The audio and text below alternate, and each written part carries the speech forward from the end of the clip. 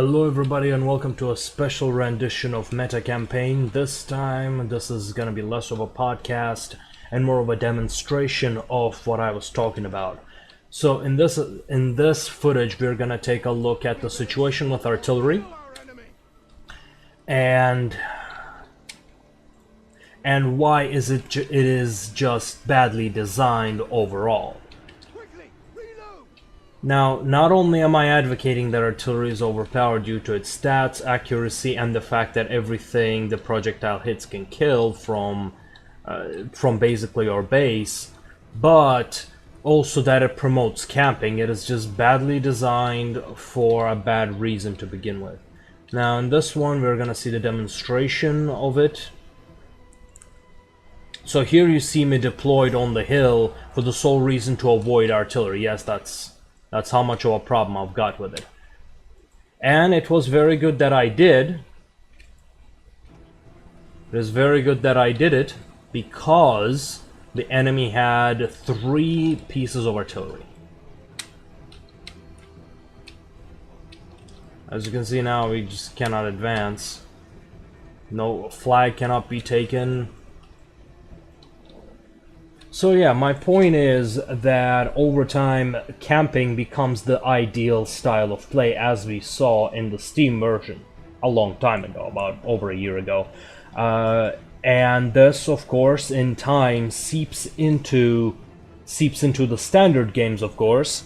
So right now, we kind of see that happening exactly. So, as we all know, camping is not fun. It's not fun to play. It's not fun to play against.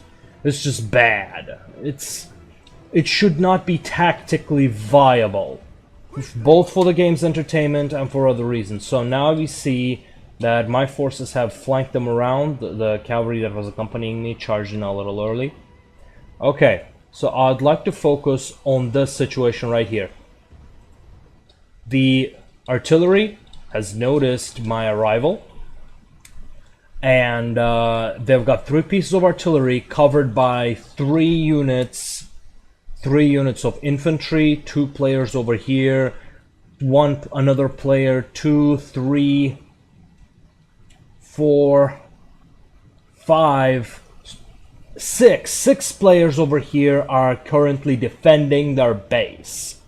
2 of them are coming back, so they're not necessarily camping, but they knew a lot of their forces over there. Now, we saw that in this situation, they made a huge mistake by leaving that whole flank open.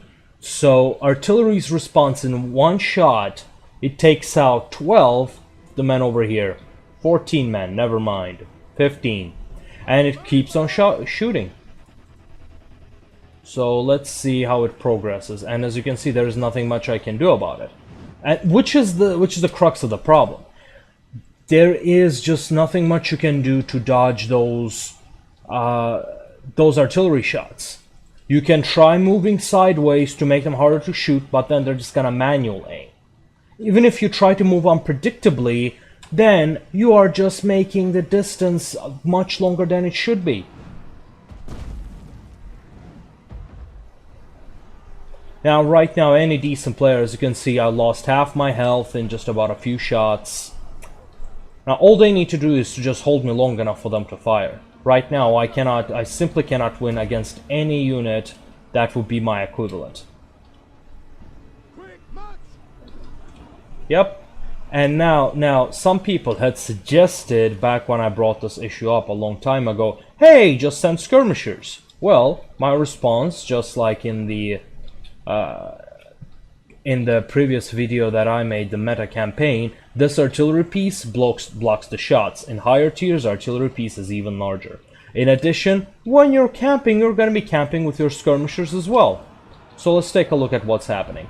I cannot go into Testudo. Now, oh yeah, that's another thing. I cannot go into Testudo because then the artillery is going to hit even harder because my units are congregated. So I've just lost 60. Now, I'd like to take a second to appreciate that. Lost more than half my health, the unit's health, about 60%. Lost. This unit was only shot with the artillery. So about 55% of this unit's health was lost by something that I could literally do nothing about. No counters, nothing. This, from design perspective, is just downright horrible. So why does it exist? Well, I'll leave that to Creative Assembly to answer. And this just promotes this lazy playstyle. While I have to execute all these moves just to protect my remaining forces fighting a losing battle. And finally, because the artillery is occupied, our allied forces can proceed, only because they were occupied.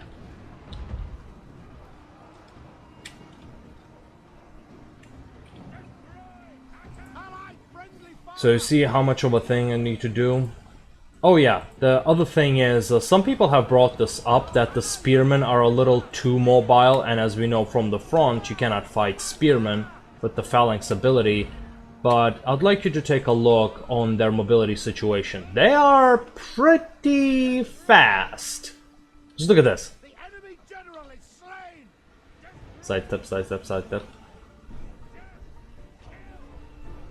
So yeah, I literally cannot do much against it. The only reason I'm doing well is because the enemy is just ignoring my forces. Like, let's take a look. I have killed 211 men in comparison to 269, most of which I could not even do anything about. And I'm doing a lot of damage because the opponent is just walking through me. But yeah, this is the situation with the artillery, and here we look at the situation with spearmen a little. Like, take a look. So with this, my one last remaining unit after this one, and this one's already basically dead. So we see them proceeding onward. So my suggestion in this case, my problem in this case is that, okay, you want spearmen to win from the front, but if you make them so mobile that they can turn anywhere, pull down their phalanx, that they don't have any weakness, and if they can face front everywhere, then what's the point in using any other kind of infantry? There is no point. Pikemen just become a longer spearmen that are a lot just downright worse. Swords just become spears that do more damage and don't have a phalanx, and result in the hands of a good player. Spearmen will always win out. Which should not be the case. As you know from traditional Total Wars, swords counter spears. So let's speed this up a bit. Before I start repeating myself out of anger, let's call it a night, and I hope you enjoyed it. Good night.